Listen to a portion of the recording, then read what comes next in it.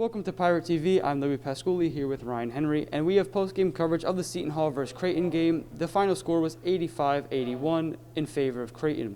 Seton Hall knew it was going to be a tough game going into this one. So, Ryan, what were the keys to this game? I mean, going into this game, obviously the most important thing was limiting this potent Creighton offense. They were number one in the Big East scoring, also are one of the best shooting teams in the Big East, and obviously these teams played each other only a few weeks ago up in Omaha, and Seton Hall got killed by Creighton, to say the least. So going into it was limiting their offense, but also Seton Hall had a size advantage, so if they can take advantage of getting offensive rebounds and rebounds in general, control the glass, that was also a huge emphasis going into this game. Yes, and you talked about shooting, and we saw a lot of that in this first half. Both Creighton and Seton Hall did very well from the field. Creighton more so than Seton Hall. They finished the first half shooting 67% from behind the arc. That was an absurd number to see on the scoreboard there. But Seton Hall did well in their own right. They ended the first half being up by 10. Who was a player that stood out to you in this first half for Seton Hall? In the first half, it was a tale of the shooting. Both teams were shooting very well from the floor. Miles Cale had 18 points to start off. He had that fadeaway three that sent Seton Hall into halftime. But also for Creighton, they were great from behind the arc. Mitch Baylock hit a few threes, including that one from the logo. Bryce Aiken had a great game for Seton Hall. It was season high for the Pirates. He had 12 points in the half, finished ultimately with a team high 21. And I think that first half was just determined by team shooting, and also Seton Hall really dominated the glass. That's why they were up so big in that first half. They were able to control the boards, get those offensive rebounds, create second chance opportunities if they did miss. And I think that was the key for the first half for the Pirates, and that's why they were leading.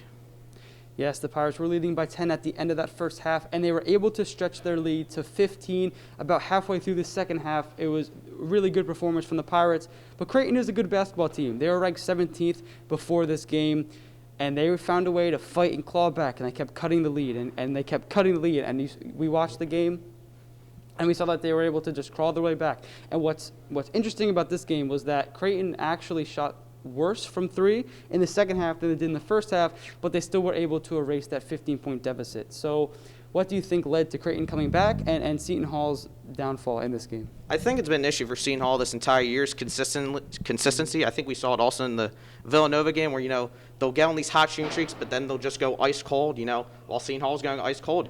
Creighton just chipped and chipped away. It went from 15 to 12, 11, 7, and obviously they came back and won. So, that consistency, if Seton Hall wasn't shooting well, Creighton just took advantage of their missed opportunities and translated them to easy scoring opportunities. Yeah, and you mentioned it perfectly, Ryan. That's exactly what I was going to say next. Creighton did come out victorious. They ended up winning by 4. It was 85-81, and those last few seconds of the game were excruciating for Seton Hall.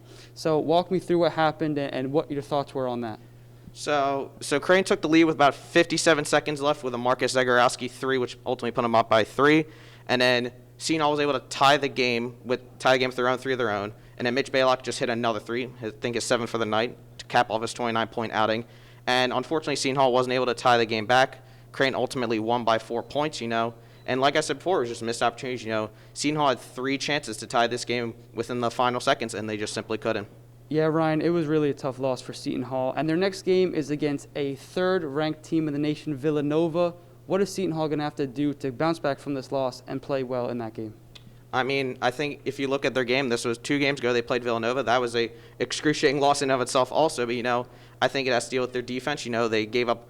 Villanova and Creighton both shot very well against them the past 2 games. I think they have to limit the 3 points they give up and, just execute more on their end because, like we saw both these games, consistency was the big issue. They got these hot starts, and then in the second half, when the game kept going on, Seton Hall was just missing shots, and Villanova and Creighton, in both games, were able to just chip back away and regain these leads. So, I think consistency is one issue, and I think also dominating the boards. Villanova is also a very small team.